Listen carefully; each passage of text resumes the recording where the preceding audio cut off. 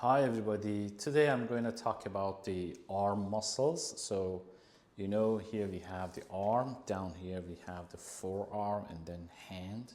So the other name of the arm is brachium and forearm is antebrachium and hand is hand.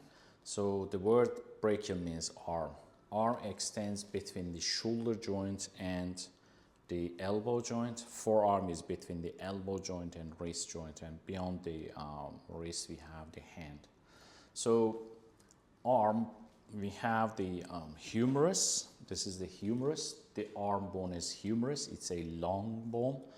It articulates with the scapula. You can see here, this is the scapula. The head of the humerus articulates with the glenoid fossa and makes the shoulder joint or glenohumeral joint. Down here, the humerus articulates with the forearm bones. Laterally, we have the radius. Medially, you can see the ulna. So distal end of the humerus articulates with the ulna medially, radius laterally, and they make the elbow joint. So three bones contribute to forming the elbow joint. So just anterior to the humerus, we have anterior compartment. And posterior to the humerus, we have posterior compartment. Anterior compartment or anterior arm muscles are comprised of three muscles, I'll show you. And posterior compartment muscle is just totally is one muscle with three different heads. So the muscles that are on the anterior and posterior part of the arm or brachium, they have the word brachium in their name. So we have biceps brachii, triceps brachii, brachialis, and brachioradialis, coracobrachialis. So all these arm muscles, they have the brachio. The word brachio means arm. So this is from the lateral view, you can see the humerus. This is the humerus. This anterior to the humerus, we have anterior arm muscles. Posterior to the humerus, we have posterior arm muscles. Let's get started by having a look at the anterior arm muscles. The more superficial one is the longest one. It is called biceps brachii. So this is the biceps brachii. Bi means two, ceps means head. So it has two heads, long head and short head. Actually, the long head is really long and it's on the lateral side. Long, lateral. Both of them start with letter L. So the short head is here on the medial side. Short head attaches here to this process. It's called the coracoid process of the scapula. I will show you on the bone in a minute. But the long head passing through this fossa, it's not fossa, it's a groove between the greater tubercle and lesser tubercle. Here is the lesser tubercle. Between two tubercles, we have intertubercular groove or bicipital groove. So long head passing through this. So I'm going to show you these bony landmarks on the humerus. So if you look at closely, this is the scapula and here is the coracoid process. So the short head coming from the coracoid process, whereas the long head passing through this groove between two tubercles. This is the greater tubercle, faces laterally. Here is a lesser tubercle, faces you, faces anteriorly, and in between them we have intertubercular groove. Inter means between. So if you want to know the details of the bone, please watch the humerus video. So the other name of the intertubercular or bicipital groove is bicipital because the long head of bicep passing through. So the long head of biceps passing through and passing through the shoulder joint to get into this tubercle. It's called supraglenoid tubercle. So here is the glenoid fossa. Above the glenoid fossa, we have a bony bit. It's called supraglenoid tubercle. Supra means above. So yeah, this is the long head of biceps coming from the supraglenoid tubercle of scapula, short head of biceps coming from the coracoid process. And then they make a common muscle belly. I can show you here. They make a common muscle belly and then it runs all the way down and it becomes the tendon. This is the tendon of biceps. It crosses the elbow joint anteriorly to get into the radius. So it attaches to the radius. the radial tuberosity of the radius. So short head coming from there, long head coming from the supraglenoid, short head from the coracoid process. They make a muscle belly, and then it crosses the elbow joint anteriorly, and finally it attaches here, radial tuberosity. This is the radius of the lateral side, so it attaches the radial tuberosity.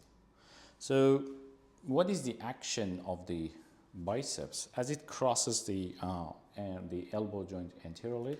This is my biceps, and this is the tendon of biceps. I feel it here. So when it contracts, it can do flexion of the elbow. So its main action is the flexion of the elbow because it crosses the elbow joint anteriorly. And as it attaches to the radial tuberosity, during the pronation, the radial tuberosity turning back. So imagine that my finger attaching there. So during the pronation, this is the pronation, the palm faces down. During the pronation, the radial tuberosity with the tendon of the biceps brachii twisting back.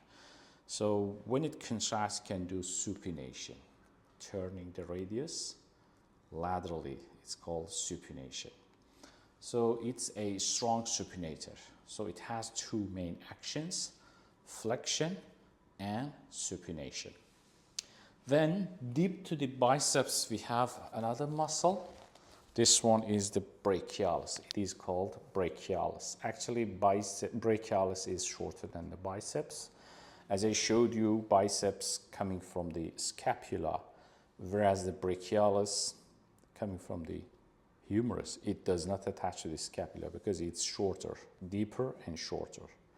So it attaches to the lower half of the shaft of the humerus here. It attaches here, and the tendon goes down here and attaches to the ulnar tuberosity. So it's coming from here, lower half of the shaft of the humerus, and then tendon attaches here, ulnar tuberosity. So like tendon of the radius, the tendon of biceps brachii and tendon of brachialis, both of them crossing the elbow joint, so both of them doing flexion of the elbow. The third muscle that I'm going to show you is here. It's a little bit more medial. This is called the coracobrachialis. It's coming from the coracoid process. Here is a coracoid process I showed you earlier. Just next to the short head of the biceps, we have coracobrachialis. The name of the muscle tells us the origin and insertion. Coraco means coracoid process, brachialis means arm bone. It attaches to the midpoint of the shaft of the humerus. So it's coming from here, coracoid process, going down and attaches to the mid shaft of the humerus. So it does not go further down, it does not act on the elbow, so it's crossing the shoulder joint. It can do adduction and a little bit flexion of the shoulder joint. So these are three muscles related to the anterior arm muscles or anterior compartments. We also have a muscle posterior to the humerus. It's called posterior compartment muscles. It is known as the triceps. I showed you the biceps anteriorly. We have triceps brachii. Tri means three. It has three heads. And here is the long head. This is the lateral head. We also have a medial head. It's not visible here because it's deep to the long head. It would be here, this one. This is the medial head. This is the medial head, which is deep to the long head. So long head, as its name tells us, it's longer than the lateral and medial. It goes further up and attaches to the scapula. Which part of the scapula? Infraglenoid tubercle. I can show you here. If you look at here, this is the glenoid fossa. Above the glenoid fossa, we have supraglenoid, which gives an attachment to the long head of biceps. Below the glenoid fossa, we have infraglenoid tubercle, which gives an attachment to the long head of triceps. Two long heads attaching to the supraglenoid, infraglenoid. Okay? So what about the lateral head and medial head? They are shorter than the long head. They are not going up and they are not attaching to the scapula, so they are coming from the shaft of the humerus. So if you look at here, there is a depression here. It is called the spiral groove or radial groove. So radial nerve passing through. So lateral and medial head, they attach to the lip of the spiral groove. So lateral would be here, medial and there. So the radial nerve would be sandwiched in between these two. So I showed you the lateral head. Fell down. This is the lateral head. I'll show you. Here is the lateral head. If I remove the lateral head, this is the lateral head. If I remove the lateral head, dip to this, you can see the medial head. And the yellow one represents the radial nerve, which is sandwiched in between them. You can also see this artery is called profunda brachii artery, the branch of the brachial artery. So all these three heads come together, make a flat tendon, which is known as the triceps aponeurosis. Aponeurosis means flat tendon. They come together and attach to this process. It's called Olecranon process. Here is the Olecranon process. This is the Olecranon process of the ulna. So I can show you on myself. So if you look at here, this is my triceps. Here is the lateral head. This is the long head. And here is the aponeurosis. And here is my Olecranon. Long head, sorry, the lateral head is lateral. Long head is a little bit more medial. And in between them, here is the aponeurosis, which is attaching to the Olecranon process. As the tendon of the triceps crossing the elbow joint posteriorly, when it contracts, can do extension. Biceps and brachialis, they do flexion because they cross the elbow joint anteriorly. And these triceps muscle crossing the elbow joint posteriorly, they do extension.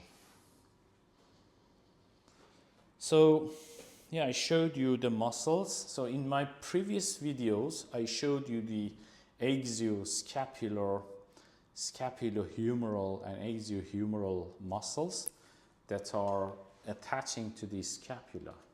Now I showed you some muscles again attaching to the scapula. I showed you the long head of biceps, long head of triceps, short head of biceps attaching there, coracobrachialis. So all these arm muscles also attaching to there. So totally we have 17 muscles attaching to the scapula. So this session, in this video, I showed you some arm muscles also attaching there. Thank you so much for your attention.